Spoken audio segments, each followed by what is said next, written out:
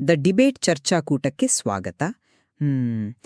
ಇವತ್ತು ನಾವು ಚರ್ಚೆ ಮಾಡ್ತಾ ಇರುವ ವಿಷಯ ಅಂದ್ರೆ ಸ್ವಲ್ಪ ಕ್ಲಿಷ್ಟಕರವಾದ ಮತ್ತು ಅಷ್ಟೇ ಆಳವಾದ ಒಂದು ತಾತ್ವಿಕ ವಿಚಾರ. ಹೌದು, ಬಹಳ ಗಹನವಾದ ವಿಷಯ ಇದು. ಖಂಡಿತ. ನೋಡಿ, ಆಧಾರವಾಗಿ ನಾವು ತೆಗೆದುಕೊಂಡಿರುವುದು ಪಂಡಿತ ವಿಜೇಂದ್ರ ರಾಮನಾಥ ಭಟ್ಟರು ಸಂಪಾದಿಸಿರುವ ಅತ್ಯುನ್ನತ ಕೃತಿ ಸಂಧ್ಯಾವಂದನೆ ಅಂತರಂಗ, ಸಂಪುಟ 2, ಅಂದ್ರೆ ಆ ಭಕ್ತಿಯುಕ್ತ ಜ್ಞಾನಯೋಗ. ಇದರಲ್ಲಿ ಬರುವ ಕೃಷ್ಣಾವತಾರದ ಅನುಸಂಧಾನ ಅನ್ನೋ ಅಧ್ಯಾಯ ನಮ್ಮೆದುರು ಒಂದು ದೊಡ್ಡ ಬಹಳ ಮುಖ್ಯವಾದ ಪ್ರಶ್ನೆಯನ್ನ ಇಡುತ್ತ. ತಾರತಮ್ಯದ ಬಗ್ಗೆ ಅಲ್ವಾ? ಹೌದು, ಅದೇ. ಭಗವಂತನ ಯಾವ ಅವತಾರಗಳಲ್ಲೂ ಹೆಚ್ಚು ಕಡಿಮೆ ಇಲ್ಲ, ಅಂದ್ರೆ ತಾರತಮ್ಯ ಇಲ್ಲ ಅಂತ ಈ ಪಠ್ಯ ಸ್ಪಷ್ಟವಾಗಿ ಹೇಳುತ್ತೆ. ಆದ್ರೆ ನನ್ನ ನಿಲುವು ಏನಪ್ಪಾ ಅಂದ್ರೆ, ಕೃಷ್ಣಾವತಾರ ಅನ್ನೋದು ಇತರ ಎಲ್ಲ ಅವತಾರಗಳಿಗಿಂತ ಅತ್ಯಂತ ಭಿನ್ನವಾದ ಮತ್ತು ದೈವಿಕತೆಯ ಪೂರ್ಣ ಪ್ರಮಾಣದ ಅತಿ ಹೆಚ್ಚು ಸಮಗ್ರವಾದ ಪ್ರಕಟಣೆ. ತನ್ನ ವಿಶಿಷ್ಟ ಲೀಲೆಗಳು ಹಾಗೆಯೇ ಜ್ಞಾನ ಮತ್ತು ಬಲ ಕಾರ್ಯಗಳ ಆ ಅದ್ಭುತ ಸಮನ್ವಯದಿಂದಾಗಿ ಕೃಷ್ಣಾವತಾರ ಉಳಿದೆಲ್ಲವುಗಳಿಗಿಂತ ಒಂದು ಹೆಜ್ಜೆ ಮುಂದಿದೆ ಅಂತಾನೆ ನಾನು ವಾದಿಸ್ತೀನಿ. ಸರಿ, ನಿಮ್ಮ ನಿಲುವನ್ನ ನಾನು ಆಲಿಸಿದೆ. ಆದರೆ ನಾನು ಇದನ್ನು ಸಂಪೂರ್ಣವಾಗಿ ಬೇರೊಂದು ಆಯಾಮದಿಂದನೇ ನೋಡ್ತೀನಿ.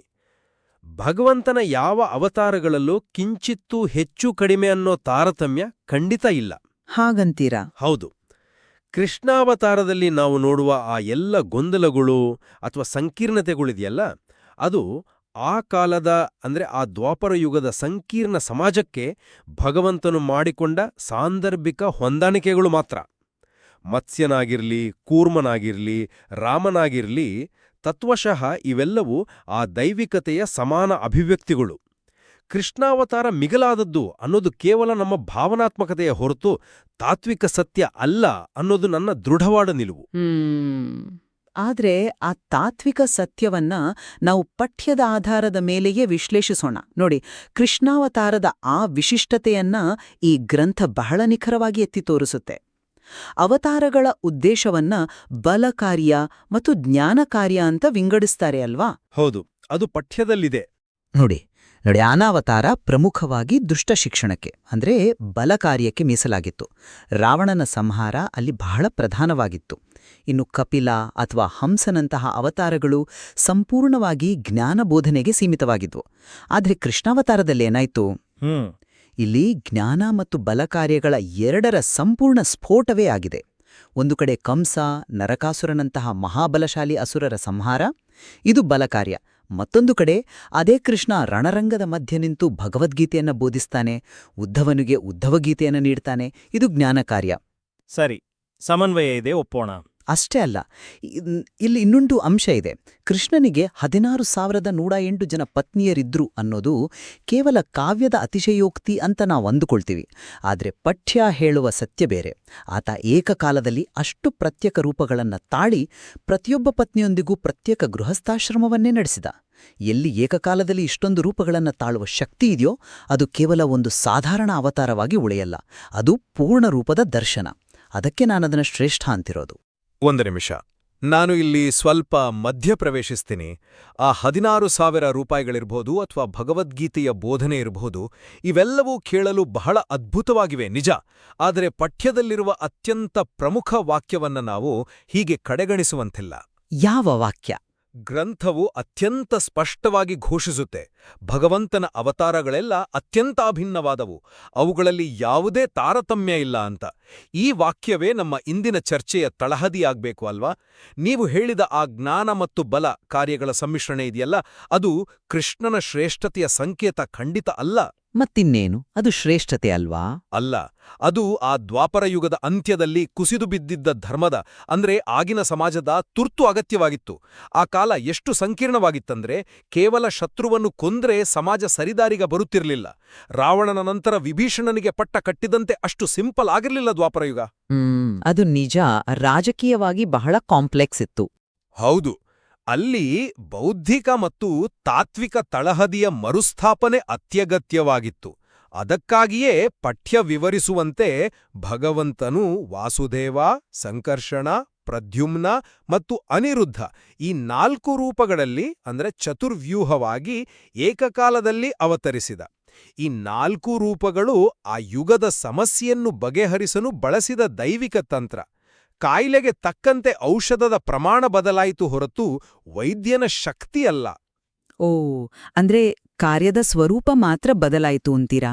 ಹೌದು, ನಿಖರವಾಗಿ ಕಾರ್ಯದ ಸ್ವರೂಪ ಬದಲಾಯಿತು ಹೊರತು ನರಸಿಂಹ ಅಥವಾ ರಾಮನಿಗಿಂತ ಕೃಷ್ಣನೇನು ಶ್ರೇಷ್ಠನಲ್ಲ. ಆದ್ರೆ ನೋಡಿ, ನೀವು ಹೇಳುವ ಈ ಕೇವಲ ಅಗತ್ಯಕ್ಕೆ ತಕ್ಕಂತೆ ಬದಲಾದ ಕಾರ್ಯಸ್ವರೂಪ ಅನ್ನೋ ವಾದವನ್ನ ಒಪ್ಪಿಕೊಳ್ಳೋದು ಸ್ವಲ್ಪ ಕಷ್ಟ. ಹಾಗೆ ಕೇವಲ ಸನ್ನಿವೇಶದ ಬೇಡಿಕೆಯಷ್ಟೇ ಆಗಿದ್ರೆ ಕೃಷ್ಣನು ತನ್ನ ಆ ಪರಮೋಚ್ಚ ವಿಶ್ವರೂಪವನ್ನ ಇಷ್ಟು ಜನರಿಗೆ ಇಷ್ಟು ಬಾರಿ ಏಕೆ ಪ್ರದರ್ಶಿಸ್ತಾ ಇದ್ದ? ಅದು ಅವನ ಲೀಲೆ ಅಷ್ಟೇ. ಲೀಲೆ, ಹೌದು. ಆದರೆ ಹಿಂದಿನ ಯಾವ ಅವತಾರಗಳಲ್ಲೂ ಭಗವಂತ ಹೀಗೆ ತನ್ನ ಮೂಲ ಸ್ವರೂಪವನ್ನ ಪದೇ ಪದೇ ಜಗತ್ತಿಗೆ ತೆರೆದಿಟ್ಟ ಉದಾಹರಣೆಗಳೇ ಇಲ್ಲವಲ್ಲ. ಯಶೋದೆಗೆ ಮಣ್ಣು ತಿಂದ ನೆಪದಲ್ಲಿ ತೋರಿಸಿದ, ಕೌರವ ಸಭೆಯಲ್ಲಿ ಶಾಂತಿ ದೂತನಾಗಿ ಹೋದಾಗ ಧೃತರಾಷ್ಟ್ರ ಭೀಷ್ಮರಿಗೆ ತೋರಿಸಿದ, ಕುರುಕ್ಷೇತ್ರದಲ್ಲಿ ಅರ್ಜುನನಿಗೆ, ಆಮೆಯು ಉದಂಕಮುನಿಗೂ ಈ ದರ್ಶನವಾಯಿತು. ಎಲ್ಲಕ್ಕಿಂತ ಬೆರಗು ಹುಟ್ಟಿಸುವ ಘಟನೆಯಂದ್ರೆ ಆ ಮೃತ ಬ್ರಾಹ್ಮಣನ ಮಗನನ್ನ ಹಿಂದಿರುಗಿ ತರಲು ಕೃಷ್ಣನು ಅರ್ಜುನನನ್ನ ನೇರವಾಗಿ ವೈಕುಂಠಕ್ಕೆ ಕರೆದೊಯ್ಯುತ್ತಾನೆ. ಒಬ್ಬ ಮನುಷ್ಯನನ್ನ ಜೀವಂತವಾಗಿ ತನ್ನ ಮೂಲಸ್ಥಾನಕ್ಕೆ ಕರೆದೊಯ್ದು ನಾರಾಯಣ ರೂಪದ ದರ್ಶನ ಮಾಡಿಸ್ತಾನೆ. ಇದಕ್ಕಿಂತ ಹೆಚ್ಚಿನ ಪಾರದರ್ಶಕತೆ ಇನ್ನೇನಿದೆ ಹೇಳಿ? ಕೃಷ್ಣ ಮತ್ತು ಆ ಮೂಲ ದೈವಿಕತೆಯ ನಡುವೆ ಯಾವುದೇ ಪರದೆ ಇರಲಿಲ್ಲ. ಈ ಅನನ್ಯತೆ ಆತನನ್ನ ಉಳಿದವರಿಗಿಂತ ಒಂದು ಹೆಜ್ಜೆ ಮುಂದಿಡುತ್ತೆ. ನೋಡಿ, ನೀವು ಇದನ್ನೆಲ್ಲ ಪಾರದರ್ಶಕತೆ ಅಂತ ಕರಿತಾ ಇದ್ದೀರಾ. ಆದರೆ ನಾನು ಇದೇ ಘಟನೆಗಳನ್ನ ಪಠ್ಯದ ಆಧಾರದಲ್ಲೇ ಮಾಯೆ ಅಥವಾ ಮೋಹಕ ಶಕ್ತಿಯ ಪ್ರದರ್ಶನ ಅಂತ ಕರಿತೀನಿ. ಮಾಯೆ, ಪಾರದರ್ಶಕತೆಗೂ ಮಾಯೆಗೂ ಬಹಳ ವ್ಯತ್ಯಾಸ ಇದೆಯಲ್ಲ? ಯಾಕೆ ಗೊತ್ತೇ? ಕೃಷ್ಣ ವಿಶ್ವರೂಪವನ್ನ ತೋರಿಸಿದಷ್ಟೇ ಸುಲಭವಾಗಿ ಅತ್ಯಂತ ಸಾಮಾನ್ಯ ಅಸಹಾಯಕ ಮನುಷ್ಯನಂತೆ ವರ್ತಿಸಿದ್ದಾನೆ ಅಲ್ವಾ? ಇದೇ ಕೃಷ್ಣ ಕಾಲಯವನ ಅನ್ನೋ ರಾಕ್ಷಸ ಯುದ್ಧಕ್ಕೆ ಬಂದಾಗ ಅವನನ್ನ ಎದುರಿಸಲಾಗದೆ ರಣರಂಗದಿಂದಲೇ ಬೆನ್ನು ತೋರಿಸಿ ಓಡಿಹೋಗಿ ರಣಚೋಡ ಅಂತ ಹೆಸರು ಪಡೆದ. ಅದು ತಂತ್ರಗಾರಿಕೆ ಇರ್ಬೋದು. ಆದ್ರೆ ಅಶ್ವತ್ಥಾಮ ಬಿಟ್ಟ ಬ್ರಹ್ಮಾಸ್ತ್ರದಿಂದ ಗರ್ಭದಲ್ಲೇ ಪರೀಕ್ಷಿತನನ್ನ ರಕ್ಷಿಸಿಲವನು ತಾನೇ ಒಂದು ಸಣ್ಣ ಬಾಣ ತಗುಲಿದಾಗ ಸಾಮಾನ್ಯನಂತೆ ಗಾಯಗೊಂಡು ಅತ್ತಿದ್ದಾನೆ. ಮನುಷ್ಯರಂತೆ ಮೋಸದ ತಂತ್ರಗಳನ್ನ ಬಳಸಿದ್ದಾನೆ. ವಿಶ್ವರೂಪ ತೋರಿಸಿದವನು ಹೀಗೆ ಅಳಲು ಸಾಧ್ಯವಾ? ಅದು ಲೀಲೆ. ಅದೇ, ಇದು ಖಂಡಿತ ಪಾರದರ್ಶಕತೆ ಅಲ್ಲ. ಇದೊಂದು ಅತ್ಯದ್ಭುತವಾದ ಭ್ರಮೆ, ಒಂದು ಮನೋವೈಜ್ಞಾನಿಕ ನಾಟಕ.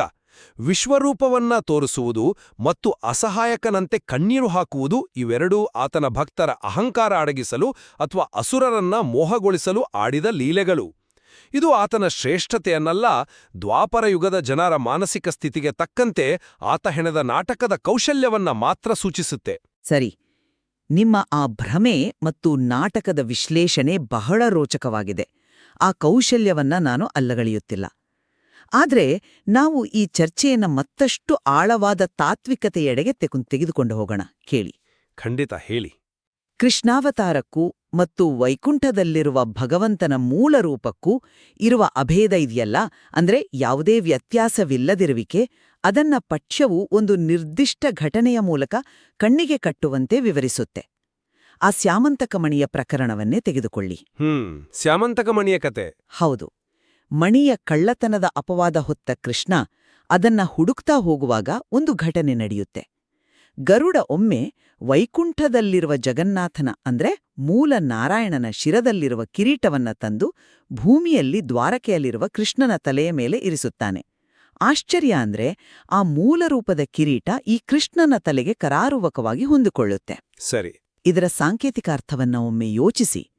ಕೃಷ್ಣಾವತಾರದ ಭೌತಿಕ ಆಯಾಮಕ್ಕೂ ಮತ್ತು ವೈಕುಂಠದ ಅನಂತ ಮೂಲ ರೂಪಕ್ಕೂ ಕೂದಲೋಸಗಿನಷ್ಟು ಭೇದವಿಲ್ಲ ಅಂತ ಇದು ಸಾಬೀತುಪಡಿಸ್ತಿಲ್ವೇ?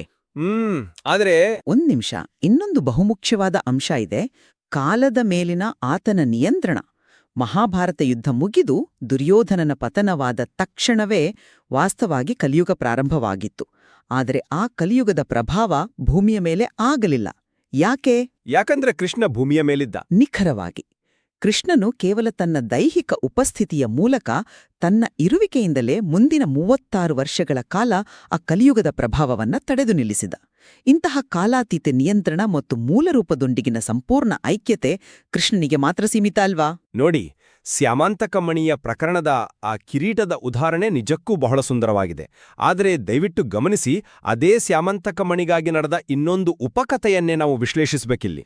ಯಾವ ಉಪಕಥೆ? ಅದೇ ನೀವು ಹೇಳ್ದಂಗೆ ಕಿರೀಟ ಹೊಂದಿಕೊಂಡಿದ್ದು ಮೂಲ ರೂಪದೊಂದಿಗಿನ ಐಕ್ಯತೆಯನ್ನ ತೋರಿಸಿದ್ರೆ, ಕೃಷ್ಣ ಆ ಮಣಿಗಾಗಿ ಜಾಂಬವಂತನ ಗುಹೆಗೆ ಹೋಗಿ ಅವನೊಡನೆ ಬರೋಬ್ಬರಿ 28 ದಿನಗಳ ಕಾಲ ಘೋರ ಕಾಳಗ ನಡೆಸ್ತಾನಲ್ಲ, ಅದನ್ನ ಹೇಗೆ ವಿಶ್ಲೇಷಿಸ್ತೀರಿ? ಆ ಯುದ್ಧದ ಕೊನೆಯಲ್ಲಿ ಕೃಷ್ಣನ ಪೆಟ್ಟಿಗೆ ಸೋತು ಸುಣ್ಣವಾದ ಜಾಂಬವಂತನಿಗೆ ಇದ್ದಕ್ಕಿದ್ದಂತೆ ಆ ಕೃಷ್ಣನೊಳಗೆ ಯಾರ ದರ್ಶನವಾಗುತ್ತೆ ಹೇಳಿ? ಪರಶುರಾಮ ಮತ್ತು ರಾಮನ ದರ್ಶನ. ಹೌದು, ಭಗವಾನ್ ಪರಶುರಾಮನ ಮತ್ತು ಶ್ರೀರಾಮಚಂದ್ರನ ದರ್ಶನವಾಗುತ್ತೆ. ಇದರ ತಾತ್ವಿಕ ಅರ್ಥ ಏನೋ, ಕೃಷ್ಣ ವೈಕುಂಠದ ಮೂಲರೂಪಕ್ಕೆ ಎಷ್ಟು ಸಮಾನನೋ, ರಾಮ ಮತ್ತು ಪರಶುರಾಮನು ಕೂಡ ಅಷ್ಟೇ ಸಮಾನರೋ ಅಂತಲೇ ಈ ಘಟನೆ ಸಾರುತ್ತಿದೆ. ಕೃಷ್ಣನೊಳಗೆ ರಾಮನಿದ್ದಾನೆ ಅಂದ್ರೆ ಅವತಾರಗಳ ನಡುವೆ ಭೇದವಿಲ್ಲ ಎಂದೇ ಅರ್ಥ. ಆದ್ರೆ ಕಿರೀಟ ಕೃಷ್ಣನಿಗೆ ಮಾತ್ರ ಅಲ್ವಾ ಹೊಂದಿದ್ದು? ಒಂದು ಸುಂದರವಾದ ರೂಪಕದ ಮೂಲಕ ಹೇಳ್ತೀನಿ ಕೇಳಿ. ವೀಣೆ ಮತ್ತು ಅದನ್ನು ನುಡಿಸುವ ಅಪ್ರತಿಮ ಕಲಾವಿದ ಒಬ್ಬನೇ, ಅದು ಮೂಲರೂಪ. ಆದ್ರೆ ಆತ ನುಡಿಸುವ ರಾಗಗಳು ಬೇರೆ. ರಾಮಾವತಾರ ಅನ್ನೋದು ಒಂದು ನಿರ್ದಿಷ್ಟ ರಾಗವಾದ್ರೆ, ಕೃಷ್ಣಾವತಾರ ಅನ್ನೋದು ಮತ್ತೊಂದು ರಾಗ. ರಾಗ ಬದಲಾದ ಮಾತ್ರಕ್ಕೆ ಒಂದು ರಾಗ ಇನ್ನೊಂದಕ್ಕಿಂತ ಶ್ರೇಷ್ಠ ಅಂತ ಹೇಳಲು ಸಾಧ್ಯವೇ? ಕಿರೀಟ ಕೃಷ್ಣನಿಗೆ ಹೊಂದಿದ ಮಾತ್ರಕ್ಕೆ ಅವನು ಮಿಗಿಲಾದವನಲ್ಲ. ಆ ಕಿರೀಟವನ್ನ ರಾಮನ ತಲೆಗಿಟ್ಟಿದ್ರೂ ಅಷ್ಟೇ ನಿಖರವಾಗಿ ಹೊಂದಿಕೊಳ್ತಿತ್ತು ಅನ್ನೋದೇ ಇದರ ಒಳಾರ್ಥ. ಆ ವೀಣೆ ಮತ್ತು ರಾಗದ ರೂಪಕ ನಿಜಕ್ಕೂ ಅತ್ಯದ್ಭುತವಾಗಿದೆ, ನಾನೊಪ್ತೀನಿ. ಇನ್ನು ನೀವು ಹೇಳಿದ ಕಾಲವನ್ನ ನಿಯಂತ್ರಿಸಿದ ವಿಚಾರ, ಕಲಿಯುಗವನ್ನು ತಡೆಹಿಡಿದಿದ್ದು ಹೌದು. ಆದರೆ ಯುಗಧರ್ಮವನ್ನ ಆಳುವವನು ಆ ಪರಮಾತ್ಮನೇ.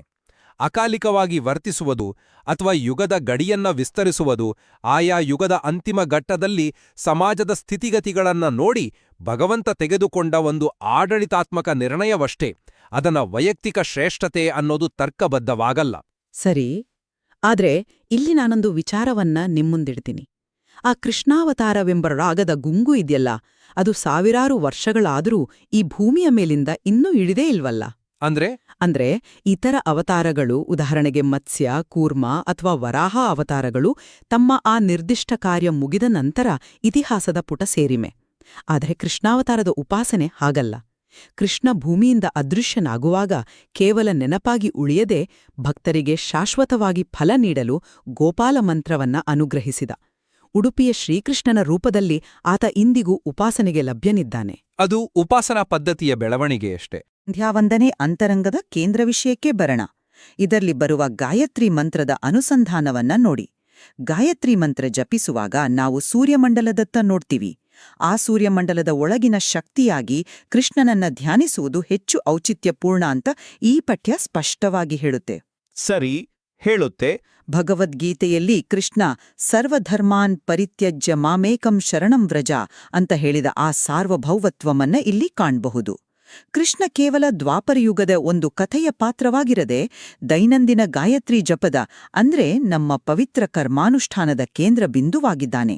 ಇದು ಉಳಿದೆಲ್ಲ ಅವತಾರಗಳಿಗಿಂತ ಮಿಗಿಲಾದ ಶ್ರೇಷ್ಠತೆಯನ್ನ ಸಾರಿ ಹೇಳುವುದಿಲ್ಲವೇ? ಖಂಡಿತ ಇಲ್ಲ. ಗಾಯತ್ರಿ ಮಂತ್ರ ಮತ್ತು ಉಪಾಸನೆಯ ವಿಷಯವನ್ನ ನೀವು ಪ್ರಸ್ತಾಪಿಸಿದ್ದು ಬಹಳ ಒಳ್ಳೆಯದಾಯಿತು. ಆದರೆ ಗಾಯತ್ರಿ ಮಂತ್ರದಲ್ಲಿ ಕೃಷ್ಣನನ್ನ ಧ್ಯಾನಿಸುವುದು ಕೃಷ್ಣಾವತಾರದ ಶ್ರೇಷ್ಠತೆಯನ್ನೆಲ್ಲ ಸಾಬೀತುಪಡಿಸುವುದು, ಬದಲಾಗಿ ಸಂಧ್ಯಾವಂದನೆ ಎಂಬ ಕರ್ಮಯೋಗ ಮತ್ತು ಜ್ಞಾನಯೋಗಗಳ ಅದ್ಭುತ ಸಮನ್ವಯವನ್ನ. ಅದು ಹೇಗೆ ನೋಡಿ, ನಮ್ಮ ಶ್ರೋತೃಗಳಿಗೆ ಇಲ್ಲಿ ಕೆಲವು ಪದಗಳನ್ನ ಸರಳವಾಗಿ ಬಿಡಿಸಿ ಹೇಳೋದು ಸೂಕ್ತ ಅನ್ಸುತ್ತೆ. ನಿರ್ಗುಣ ತತ್ವ ಅಂದ್ರೆ ಯಾವುದೇ ರೂಪ ಬಣ್ಣ ಇಲ್ಲದ ಆ ಅನಂತ ಪರಮಾತ್ಮನನ್ನ ಗ್ರಹಿಸುವುದು ಮನುಷ್ಯನ ಮನಸ್ಸಿಗೆ ಕಷ್ಟಕರ. ಹಾಗಾಗಿ ನಾವು ಸಗುಣೋಪಾಸನೆ ಅಂದ್ರೆ ಭಗವಂತನಿಗೆ ಒಂದು ಸುಂದರವಾದ ರೂಪ, ಗುಣಗಳನ್ನ ಕೊಟ್ಟು ಆರಾಧಿಸುವ ಮಾರ್ಗವನ್ನ ಆರಿಸ್ಕೊಳ್ತೀವಿ. ಹೌದು, ಸಗುಣೋಪಾಸನೆ ಸುಲಭ. ಕರೆಕ್ಟ್. ಓಂಕಾರದ ಮೊದಲ ಅಕ್ಷರವಾದ ಆಕಾರವು ಆ ಸರ್ವಾತ್ಮಕನಾದ ಭಗವಂತನನ್ನ ಪ್ರತಿನಿಧಿಸುತ್ತೆ. ಆಕಾರದಿಂದ ವಾಚ್ಯನಾದ ಪರಮಾತ್ಮನೇ ಕೃಷ್ಣನೆಂದು ಧ್ಯಾನಿಸುವುದು ಕೇವಲ ಒಂದು ಸುಲಭವಾದ ಅನುಸಂಧಾನದ ಮಾರ್ಗ. ಯಾಕೆ ಕೃಷ್ಣನನ್ನೇ ಆರಿಸಿಕೊಳ್ಬೇಕು ಅಂದ್ರೆ, ಕೃಷ್ಣ ಭಗವದ್ಗೀತೆಯಲ್ಲಿ ಕರ್ಮಯೋಗದ ಮತ್ತು ಜ್ಞಾನಯೋಗದ ತತ್ವಗಳನ್ನ ಅತ್ಯಂತ ಸರಳವಾಗಿ ನೀಡಿದ್ದಾನೆ. ಆ ತತ್ವಗಳನ್ನ ಗಾಯತ್ರಿಯ ಮೂಲಕ ನಿತ್ಯವೂ ಅನುಸಂಧಾನ ಮಾಡುವುದು ಆ ನಿರ್ಗುಣ ತತ್ವವನ್ನ ಉಳಿಸಿಕೊಳ್ಳುವ ಮಾರ್ಗ. ಸೂರ್ಯಮಂಡಲದೊಳಗಿನ ಶಕ್ತಿ ಕೃಷ್ಣನೆಂದು ಭಾವಿಸುವುದು ಭಕ್ತನಿಗೆ ಆ ದೈವಿಕತೆಯೊಡನೆ ಕನೆಕ್ಟ್ ಆಗುವ ವಿಧಾನವೇ ಹೊರತು ರಾಮನಿಗಿಂತ ಕೃಷ್ಣ ಮಿಗಿಲಾದವನು ಅಂತ ತಾರತಮ್ಯ ಮಾಡುವ ಉದ್ದೇಶದಿಂದ ಖಂಡಿತ ಅಲ್ಲ. ಭಗವಂತನ ನಾಮರೂಪಗಳು ಅನಂತ ಅಲ್ವಾ? ಆ ಸಗುಣೋಪಾಸನೆ ಹಿಂದಿರುವ ಮನೋವಿಜ್ಞಾನವನ್ನ ನೀವು ಬಹಳ ಸುಂದರವಾಗಿ ವಿವರಿಸಿದಿರಿ. ಅದನ್ನು ನಾನು ಒಪ್ತೀನಿ. ಗ್ರಹಿಕೆಗೆ ಒಂದು ವಾಹಕ ಅಗತ್ಯ ಅನ್ನೋದು ಸರಿ.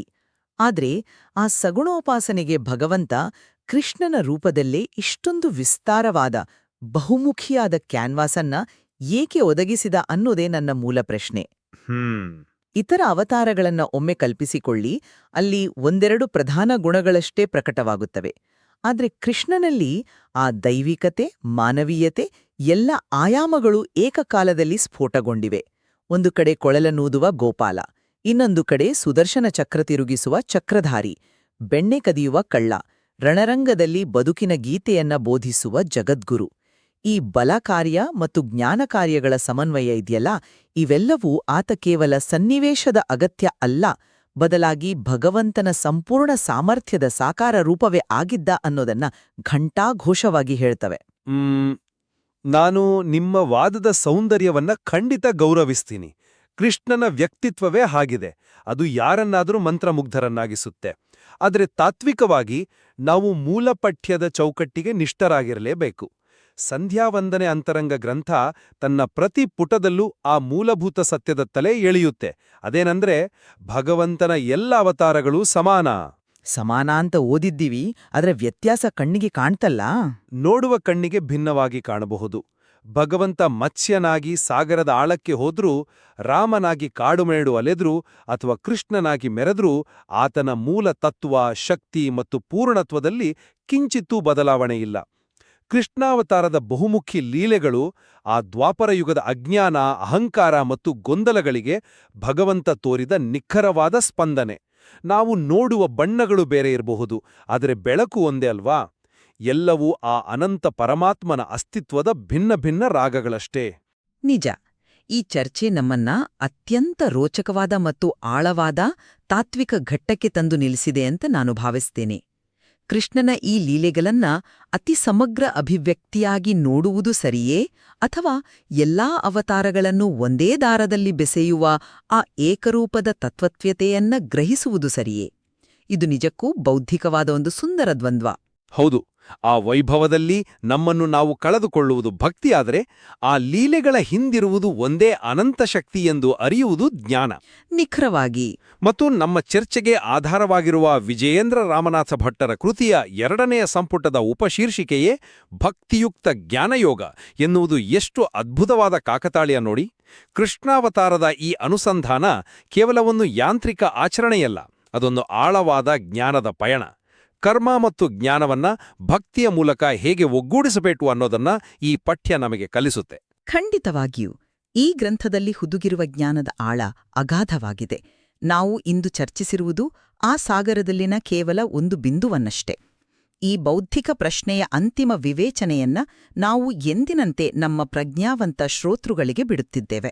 ನೀವು ಈ ಪಠ್ಯವನ್ನ ಮತ್ತಷ್ಟು ಆಳವಾಗಿ ಅಧ್ಯಯನ ಮಾಡಿ ಆ ಕೃಷ್ಣನ ಲೀಲೆಗಳಲ್ಲಿ ಶ್ರೇಷ್ಠತೆಯನ್ನ ಕಾಣುತ್ತೀರೋ ಅಥವಾ ಎಲ್ಲಾ ಅವತಾರಗಳ ಸಮಾನತೆಯನ್ನ ಕಾಣುತ್ತೀರೋ, ನಿಮ್ಮದೇ ಆದ ದೃಷ್ಟಿಕೋನವನ್ನ ಕಂಡುಕೊಳ್ಳಿ. ಹೌದು, ಕೃಷ್ಣಾವತಾರದ ಆಕರ್ಷಣೆಯಲ್ಲಿ ಲೀನವಾಗುವುದು ಅಥವಾ ಮೂಲತತ್ವದತ್ತ ದೃಷ್ಟಿ ಹಾಯಿಸುವುದು ಎರಡೂ ಆ ಪರಮಾತ್ಮನೆಡೆಗಿನ ಪ್ರಯಾಣವೇ ಆಗಿದೆ. ಖಂಡಿತ. ದಯವಿಟ್ಟು ಚಿಂತಿಸಿ ಅಂತ ಹೇಳ್ತಾ ಈ ಚರ್ಚೆಯನ್ನ ಇಲ್ಲಿಗೆ ಮುಕ್ತಾಯಗೊಳಿಸುತ್ತಿದ್ದೇವೆ. ನಮಸ್ಕಾರ.